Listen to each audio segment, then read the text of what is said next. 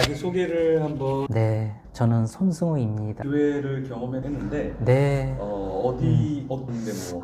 괜찮은 거예요? 그럼요. 네, 저는 한때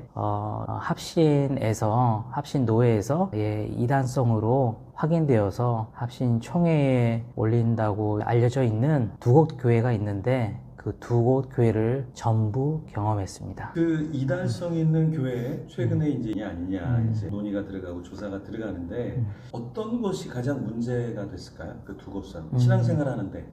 신앙생활 하는데요. 뭐 여러 가지 이렇게 문제가 있는데요.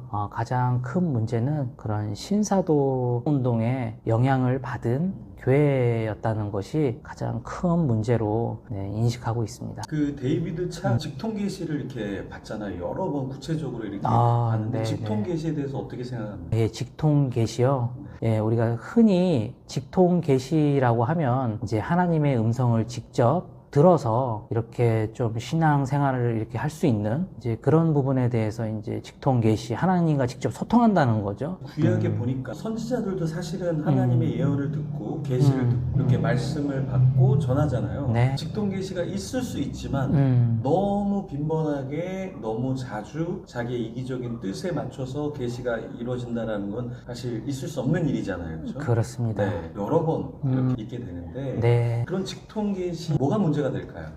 이게 여러 가지 교단의 입장에 따라서 신학적인 관점에 따라서 이게 이해하는 관점이 이제 다르다고 제가 알고 있어요. 근데 주의해야 될 것은 뭐냐면 하나님이 이렇게 직접적으로 이렇게 사람에게 말씀하셔서 사람이 듣고 그대로 순종할 수 있게 되는 그런 것은 이제 아직 교회가 세워지지 않았을 때에 일어났던 특별한 하나님의 그런 계시적인 그런 활동이었고, 이제 예수님이 십자가에 죽으시고 부활하심으로 그 다음에 또 성령님을 보내주셔서 초대교회가 이렇게 말씀이 있는데 말씀이 있는데 그 말씀보다 자기의 음성이나 네. 내적 음성이나 욕망을 더 따라갈 수 있는 거잖아요. 하나님의 음성을 듣는다고 했을 때는 너무나 위험한 거죠, 사실. 왜냐하면 기록된 하나님의 말씀이 있는데 이 계시의 종결성이라고 하잖아요. 하나님의 말씀이 다 성경에 기록되어 있는데 그걸 벗어나서 이제 또 다른 하나님의 계시가 있다, 음성을 들었다, 이렇게 되면은 하나님의 그런 음성을 들었다고 하는 것은 어느 진리가 될 수 있는 부분이 있는데, 그렇게 되면